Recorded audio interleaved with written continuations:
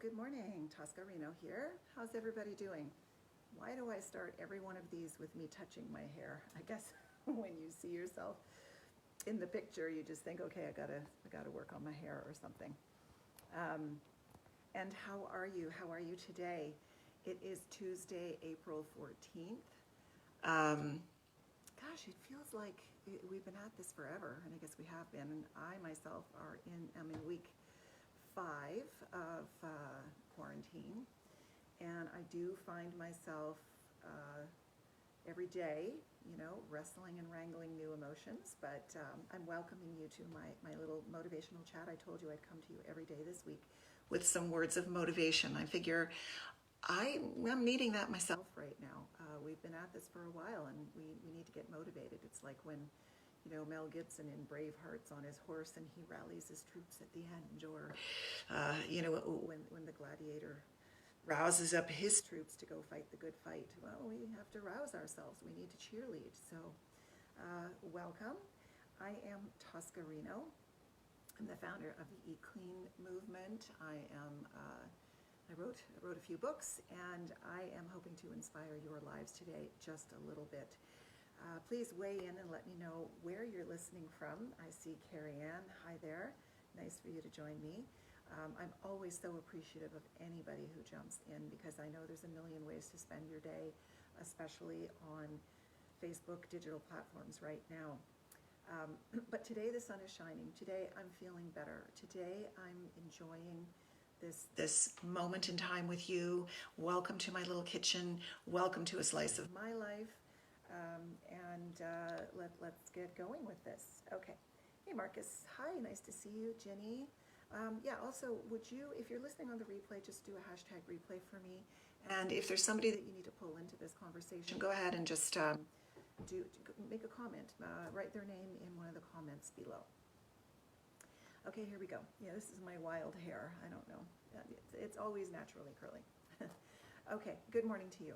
So we are working through the fear and uncertainty of these times. There's no question that every day you wake up and it's a new day to feel something. And maybe it's a new day to feel fear, and maybe it's a new day to feel not fear, maybe to be operating from a place of calm and chaos. I will say, when I started this COVID journey 5 weeks ago, I had just gotten back from the West Coast, where I did a speaking engagement about wellness, and then everything shut down after that. And I was operating from calm, and also from a place of understanding of the things that I had done and committed to keep my wellness sound, because I do think there is a commitment there.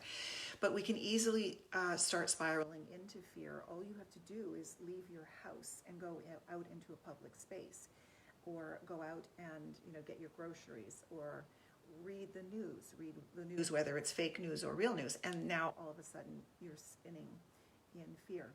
And both of these feelings are a choice. Today's quote is from Marianne Williamson, and I love this particular quote. She's a very inspirational person, and what she said is, "Love is what we were born with. Fear is what we learned here." So we basically came on this planet with a clean slate, and then as we began to live out our years, we take on the fears of life, the lessons that we learn, our experiences, the programs that others whisper into your ears, collective news, whether it's real or not real, and all the happenings in society, and we get very far away from operating from a basis of love. I love the hashtag Motivated by Love, which is really a group of people who are trying to spread the word of love and the vibrational energy of the planet, making it better. So, but this is the thing. There are only two motivating emotions. There's only two. One is love and one is fear. And you're acting out of either one of these at any given moment. Right now, fear may, oh, there you go, Bonnie. Bonnie Lee, I love you there. So she said, I operate on love. That's wonderful. Hey, Ruth Ann, nice to see you. And Julia Peterson, so lovely. Thank you, everyone, for joining in. Yeah, so you're either at the moment, because these are two powerful motivating factors, it's either love or fear that you're operating out of. And fear could be taking over because of the pandemic. You are seeing that an unseen enemy has upended our lives. It's an enemy that you can't even see. And there are people, including my own mother here, who have gone through World War II in Europe, where she she lived through and is being triggered by the fears of World War II, where her country was occupied by the Nazi forces, where there was fear and chaos, where there was scarcity, certainly, and hunger. And so all of those things are being triggered. So very, very easy to fall into fear. And I think the beautiful thing we can do is, in these unpredictable times, your heart can still reach for love. You can love the good things that you see around you, your family, your health, your garden, your home, spring, another day. Oh, can you hear me? Let's see. My sound is up there. Is that better? I'm so sorry. Thanks for letting me know. I should have done the sound check. So we're talking about Dale. Let me know if that's better for you. Thank you.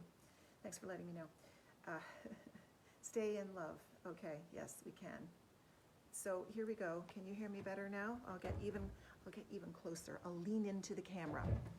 How's that? Okay. So even in these predictable times, your heart, it just makes my nose so big. Your heart can still reach for love. Hello, Marjata from Finland. Hello. You can love the good things you see, and there are plenty of good things. We still can be grateful. And when you're feeling as if the world or your life is out of control, you can try Gabby Bernstein's Choose Again formula, which I have been practicing myself. Still not better. Okay, let me put this really close to my face. Is this better? Let's see. So what Gabby says is, you can be in a misaligned emotion. You can be in fear, for example. And that misaligned emotion is still there. You can feel it. It's normal. It's allowed. Just acknowledge. Yeah, I don't know, Carrie-Ann, but lowers a bit, but I can hear you. Oh, sound is in and out. I don't know why that's happening. I have no idea. My microphone, I can't get any closer. I might be right in my mouth.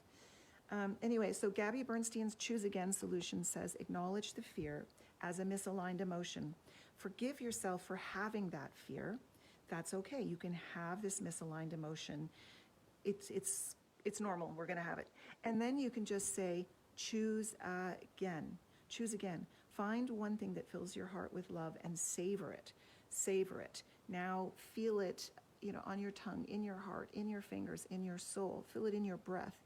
And let that emotion feed your cells so that you don't spiral all the way into this negative, lower energy vibration.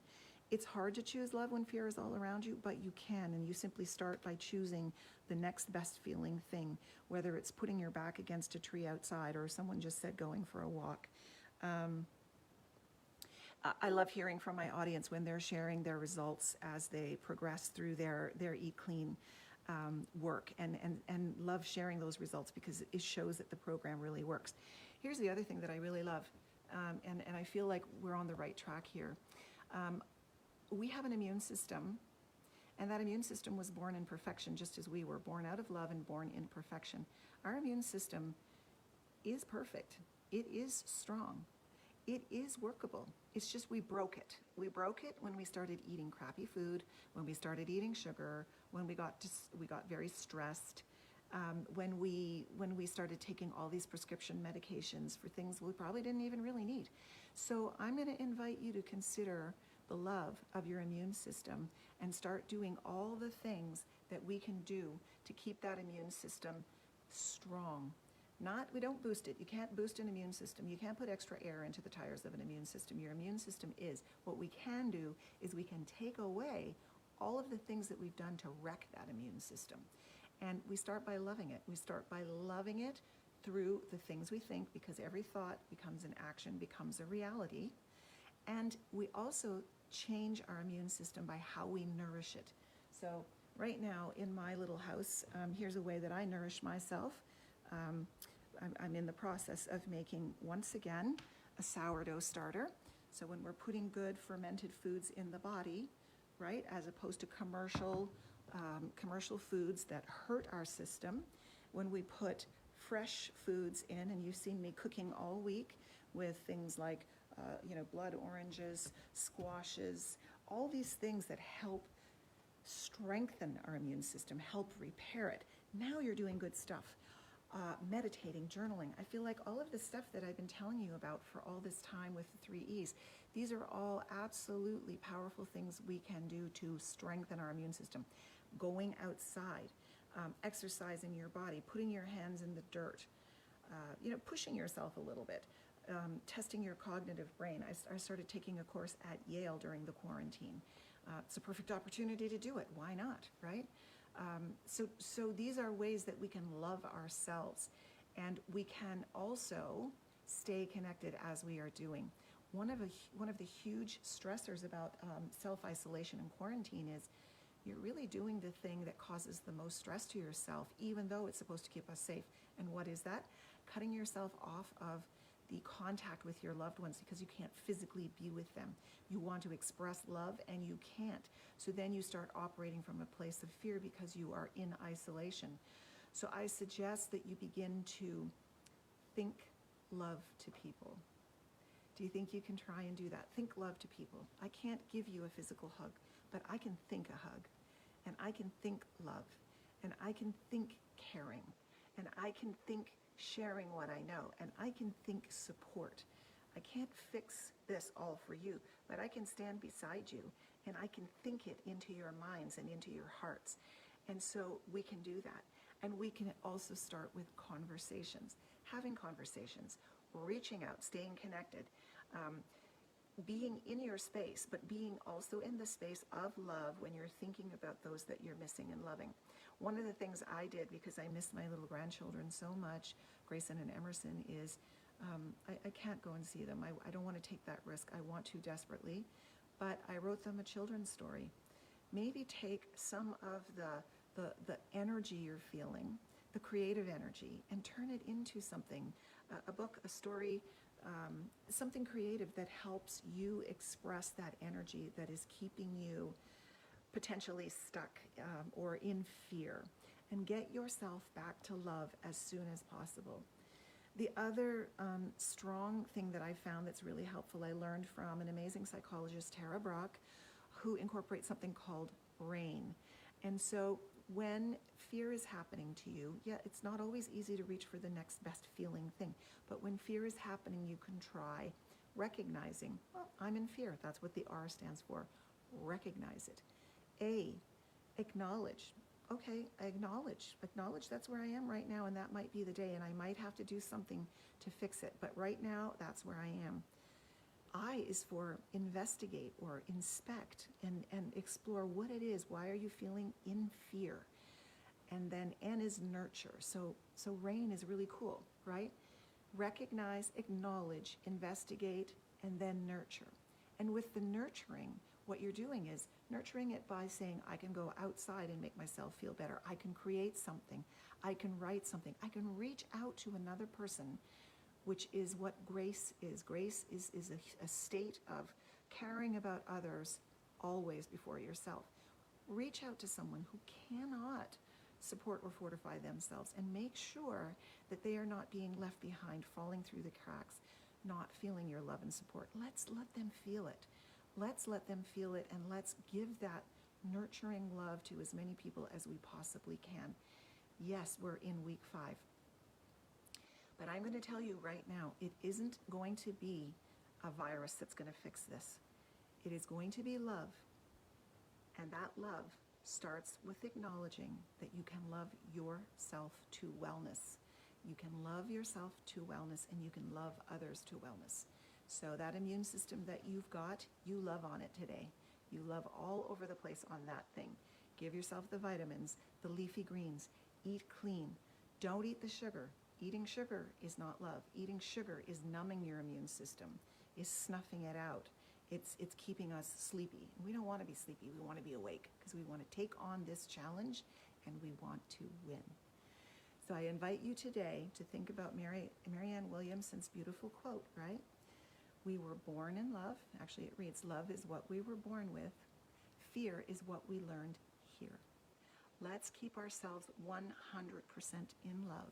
And if you want more of these resources, which have come from my heart for all of these years that I have spent working on eating clean and healing myself, go to Tosca at Home, a resource page I set up just for you so that you could access both free tools and all of my online programs, which I have slashed to ridiculous prices. Truly, truly, truly.